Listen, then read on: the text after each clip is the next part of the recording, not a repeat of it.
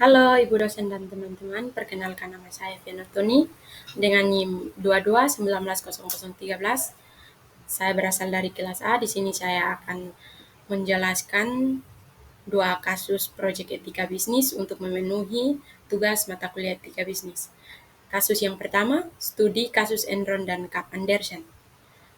Profil perusahaan Enron. Enron didirikan pada tahun 1985 sebagai hasil penggabungan dua perusahaan gas alam yaitu Houston Natural Gas dan Internor.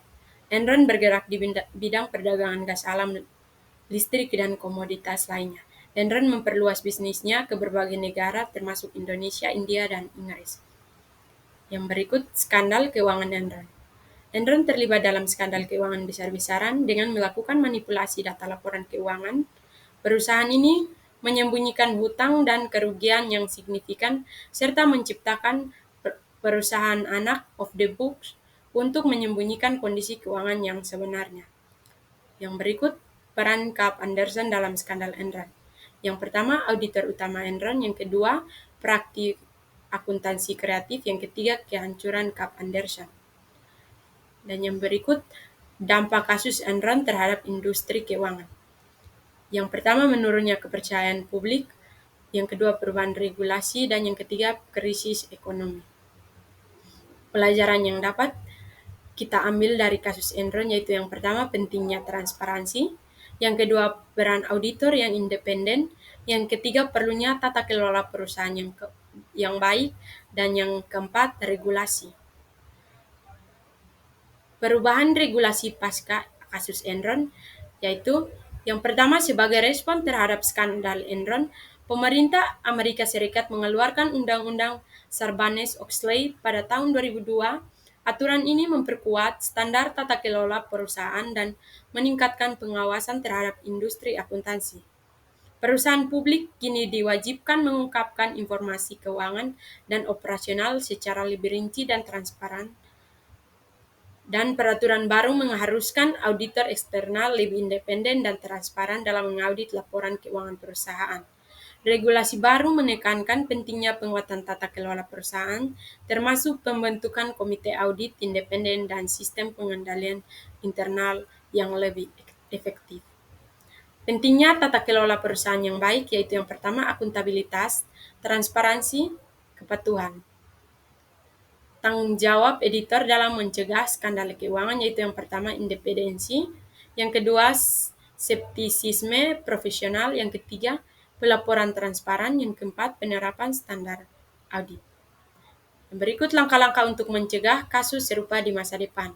Yang pertama, memperkuat tata kelola perusahaan. Yang kedua, menegakkan aturan etika profesi akuntan. Yang ketiga, meningkatkan transparansi keuangan. Yang keempat, memperbaiki sistem pengawasan auditor.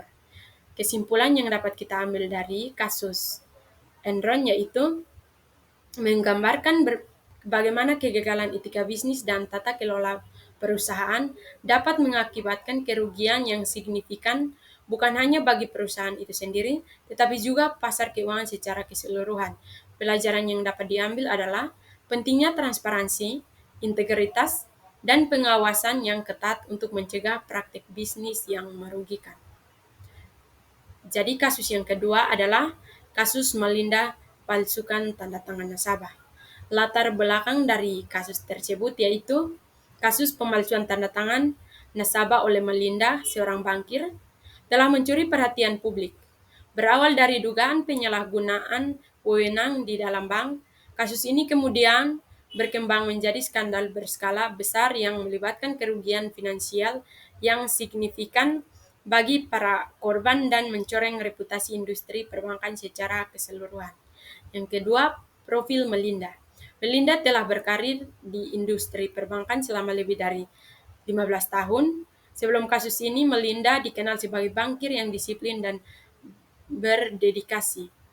Melinda memiliki latar belakang berpendidikan yang kuat dan gelar sarjana ekonomi dari universitas terkemuka di Indonesia. Kronologi kasus, bagaimana Melinda melakukan pemalsuan, yaitu yang pertama, akses ke berkas nasabah.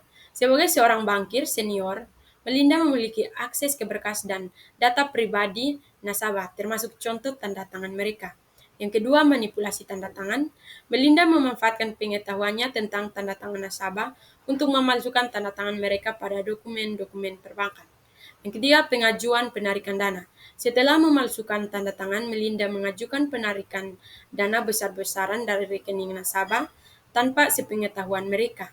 Dampak dari kasus tersebut yaitu kerugian nasabah dan bank. Kasus pemalsuan tanda tangan yang dilakukan Melinda telah menimbulkan dampak yang sangat besar, baik bagi nasabah maupun bagi industri perbankan secara keseluruhan. Kerugian finansial yang dialami oleh para nasabah korban mencapai miliaran rupiah akibat pencurian dana oleh Melinda. Investigasi dan kewenangan kasus, peran-peran pihak berwenang. Yang pertama, peran pihak kepolisian. Yang kedua, pelindungan nasabah. Yang ketiga, auditor forensik baik. Yang keempat, koordinasi pihak berwenang.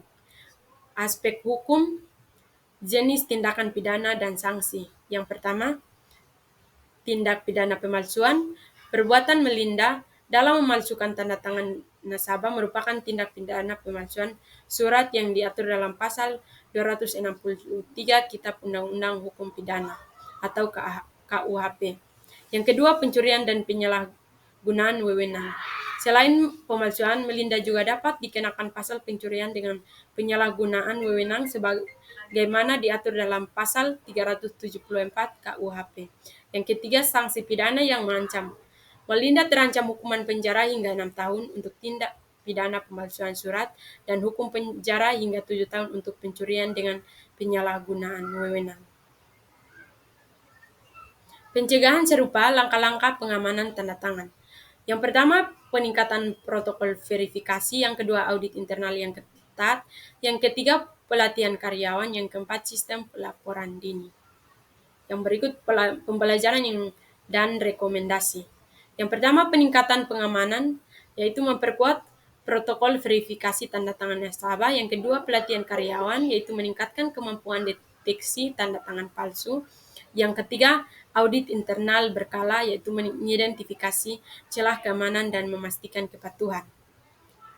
Kesimpulan yang dapat kita ambil dari kasus Melinda, yaitu kasus pemalsuan tanda tangan yang dilakukan oleh Melinda menjadi peringatan keras bagi industri perbankan untuk senantiasa menjunjung tinggi integritas dan menerapkan prinsip kehati-hatian dalam setiap proses. Hanya dengan komitmen kuat terhadap tata kelola yang baik, sistem pengamanan yang kokoh, dan budaya organisasi yang berintegritas, industri perbankan dapat mempertahankan kepercayaan masyarakat dan terhindar dari risiko serupa di masa depan.